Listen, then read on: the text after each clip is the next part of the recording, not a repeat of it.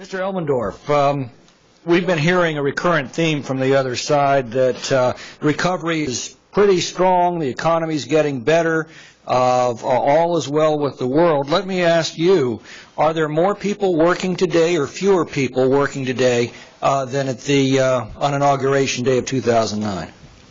I believe the answer to that is there are fewer people, Congressman. Is the unemployment rate higher or lower than it was on Inauguration Day? So I don't, to be honest, Congressman, I don't know the unemployment rate on Inauguration Day.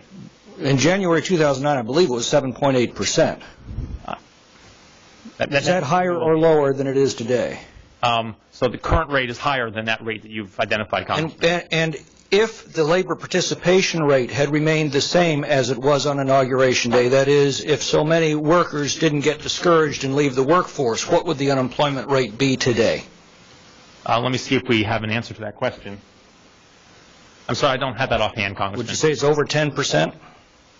I just don't know. It's a complicated question. I don't want to speculate. Is the debt higher or lower today than it was on Inauguration Day? The debt's higher, Congressman. How much higher?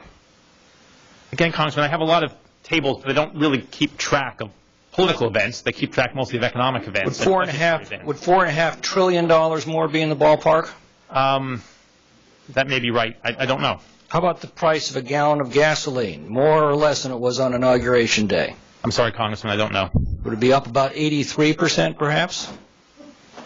I just don't know. Let me ask you this.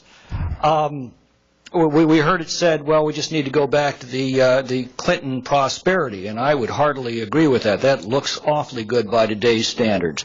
Did the Clinton administration increase or decrease spending as a percentage of GDP during his 8 years in office? So I can check. We have these nice tables in the back of our book.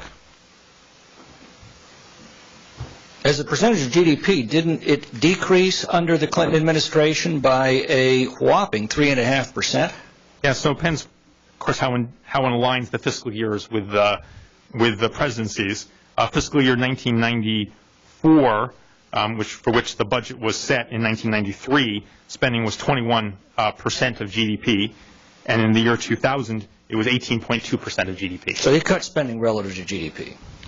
Well, I guess I would have said that the President and the Congress in that era made a set of decisions but that played out where credit is due. The President signed that legislation.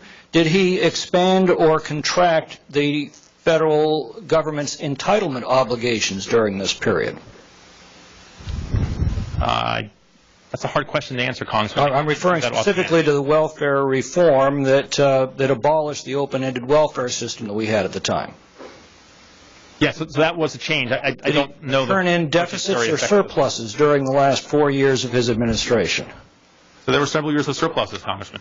Okay, so Clinton reduced spending relative to GDP. He contracted our entitlement obligations. He turned in budget surpluses during his final years in office.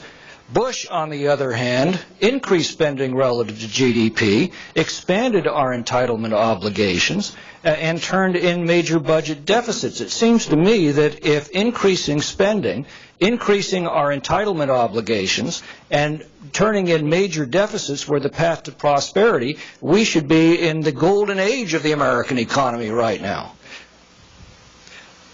Let me ask you this question. How does this recovery track with the Reagan recovery? Senator Phil Gramm has estimated that if the economy tracked under the Obama administration as it did under the Reagan administration, if you recall, Reagan inherited double-digit unemployment, double-digit inflation, mile-long lines around gas stations, interest rates at 21.5%.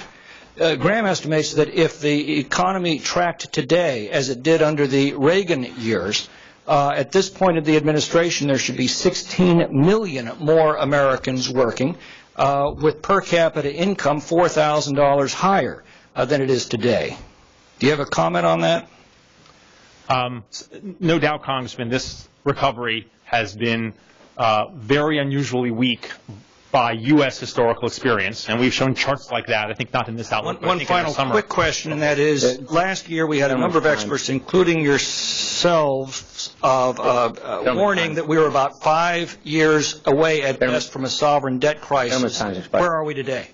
So I was not one of the people who put a date on that. What we've said consistently is that it's very difficult to predict what set of economic and budgetary circumstances, what set of political dynamics will drive financial markets to stop being willing to lend government money at reasonable interest rates. Mrs. Castor.